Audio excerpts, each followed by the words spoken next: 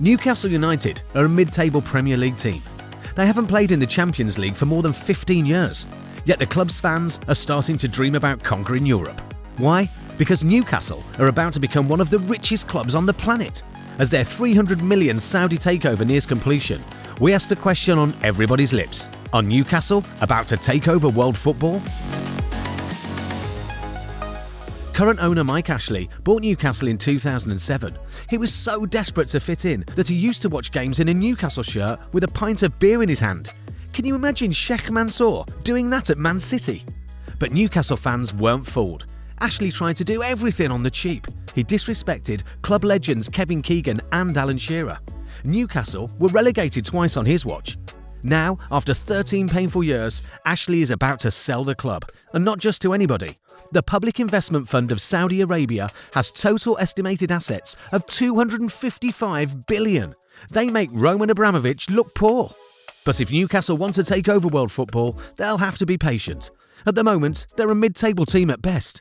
Their top scorer this season is Miguel Almiron. He scored 6 goals in 33 games. It's not quite Lionel Messi levels.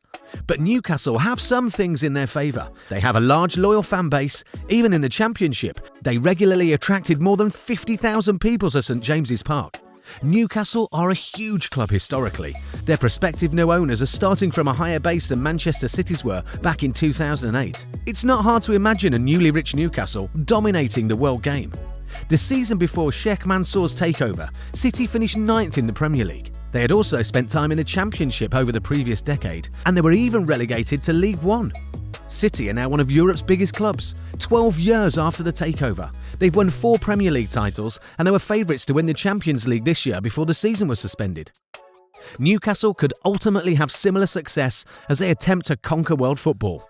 It's mind-boggling to consider just how rich their new owners are. With 320 billion behind them, they're more than 10 times wealthier than Sheikh Mansour and almost 50 times wealthier than PSG president Nasser Al-Khelaifi. Most supporters are excited, but some have expressed concern over Saudi Arabia's human rights record. Elements of the media have also been critical. Some believe the Premier League should block the takeover on ethical grounds. But when it comes to football, it's obvious why Newcastle fans are starting to dream of world domination. The club has already been linked to some superstar players. Felipe Coutinho, Edinson Cavani, and Dries Mertens are reportedly among their targets. If they want to take over world football, Newcastle need a new manager.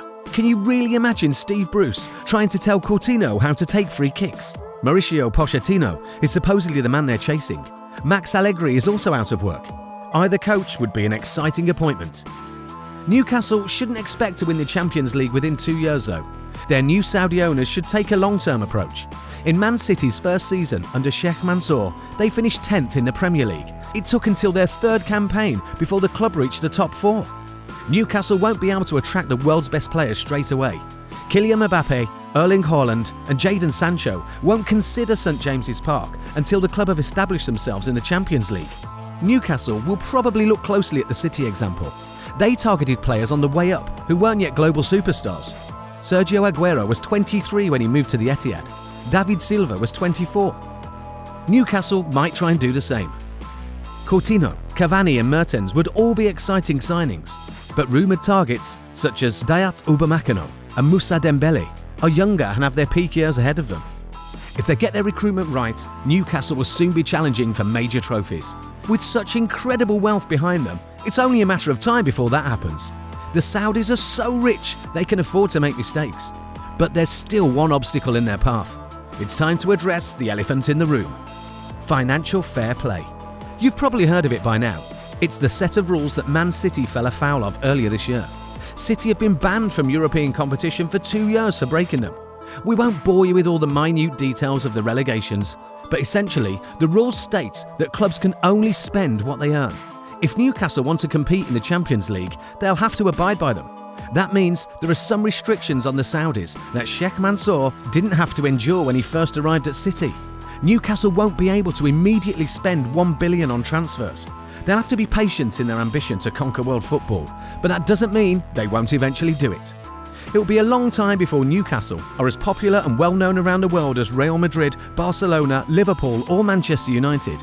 But it might not be quite as long before they're beating those teams on the football pitch. With owners like these, the prospect of Newcastle taking over world football isn't as crazy as it sounds.